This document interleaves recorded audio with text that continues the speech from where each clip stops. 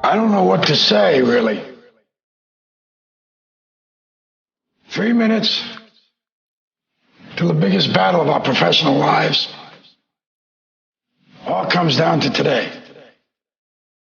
Either we heal as a team, or we're going to crumble. Inch by inch, play by play, till we're finished. We're in hell right now. But I tell you, there are some times in life where you fall down and you feel like you don't have the strength to get back up. You sort of put a mask on your face when you come to school and pretend that everything's okay when it's not, and you go home and lay in your bed when no one's looking at you, when you don't have to impress anybody, and you're yourself. And fear comes in. You know the fear that you have as soon as you walk into the doors of your house. Maybe there's a broken home. Maybe you have doubt in your life. Maybe you don't know for sure what's going to be happening in the future and it scares you. Maybe you're worried about what people think of you, what people say about you. Just that fear paralyzes you. And I just want to ask you today, do you think you have hope? Let me tell you something you already know. The world ain't all sunshine and rainbows.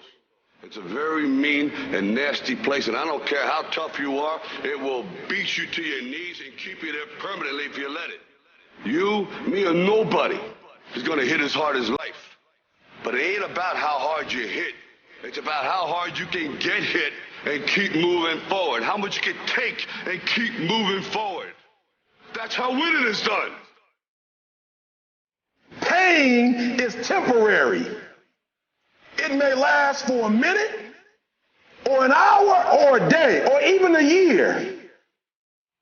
But eventually, it will subside, and something else will take its place.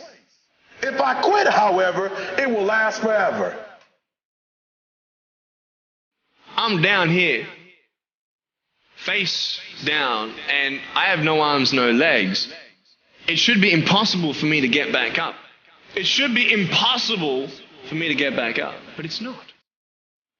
You see, I will try 100 times to get up, and if I fail 100 times, if I fail and I give up, do you think that I'm ever going to get up? No.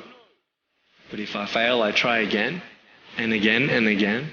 For as long as I try, there's always that chance of getting up. You find out life's this game of inches. So is football. Because in either game, life or football, the margin for error is so small. I mean, 1/2 step too late or too early, and you don't quite make it. 1/2 second too slow, too fast, you don't quite catch it. The inches we need are everywhere around us.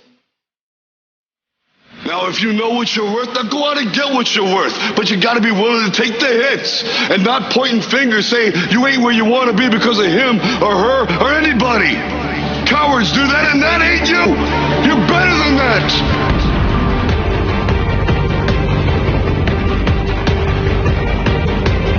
The most important thing is this: to be able at any moment to sacrifice what you are for what you will become. I'm saying to you today that there are some of you, if you give up your cell phone, you would be successful. Some of you need to give up your cell phone because the time you spend on your cell phone could be used for your success. The time you could be using to be successful, you're using it on the cell. And the cell phone is not bringing you nothing but a bill. Very often you're getting what you're asking for. You're just not aware of how general you're asking. Clarity is power. The more clear you are about exactly what it is you want, the more your brain knows how to get there. Your brain is a servo mechanism.